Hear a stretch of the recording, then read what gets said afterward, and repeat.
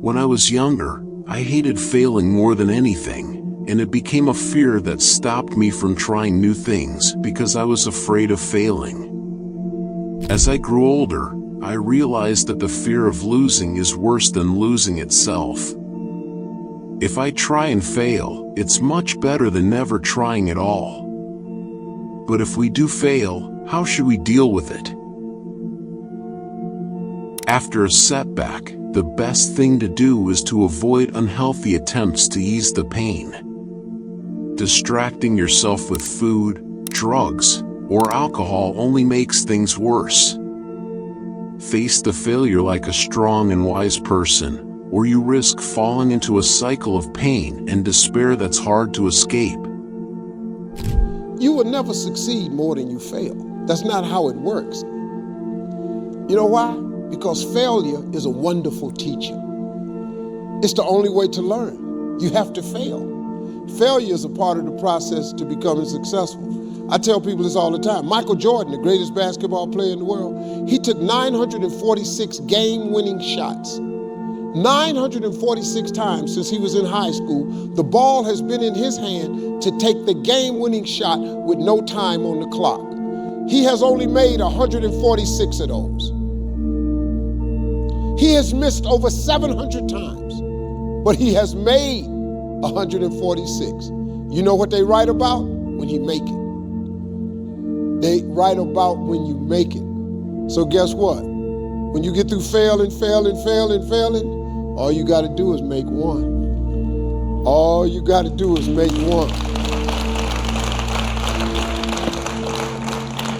I've had in my career probably a total of, I've been to over 200 pitch meetings to pitch ideas in Hollywood. Out of those 200, they have picked 5 of them. 200 meetings, 200 show ideas, they've picked 5 of them. But you know what them 5 was? Hits. So you know what they made me? A star. Step 2 is to ensure that if you start again, it must be different from before. Don't start without a plan. Ever tried? Ever failed? No matter. Try again. Fail again. Fail better. The world is yours. If you never want to fail, it's better not to try at all. But if you failed and want to get back in the game, these tips can help you. First, don't share your feelings with just anyone. Others' words might not help. If you really need to talk, a therapist, family, or your best friend are good options. Second, take a piece of paper and write down the lessons you learned from this failure. Place it somewhere visible to review. Third, this is my favorite, meditation. One of the best benefits of meditation that I've experienced includes reducing stress and daily tensions, feeling better about myself, improving sleep quality, increasing focus during the day, boosting creativity, and enhancing connections with my work, friends, and family. Trust me, if you meditate for an hour or 2 a day, no failure can stop you. Fourth, try to embrace the idea that if everything came easily, nothing would be valuable. The worth of anything is defined by the effort put into achieving it. Imagine reaching all your dreams instantly. Would those accomplishments truly feel satisfying? Now, imagine working for years toward a goal and finally achieving it. I bet you'd feel much more fulfilled. So, learn that effort, hardship, and even failure are natural parts of life's journey. I want to tell you about something magical, my friend, a phrase that when you think about it, makes you stop worrying about failure. What if I succeed? A lot of times I'll be in a 200-mile run or something like that, and I'm all jacked up. Body's broken, mind's broken, spirit's broken. I started to say, what if I can pull this off? When I first walked into the Navy SEAL recruiter's office, he looked at me and said, there's only been 35 African Americans in 70 years make it through. You know what I said to myself? What if I can be the 36th? It's the what if I can pull off a fucking miracle.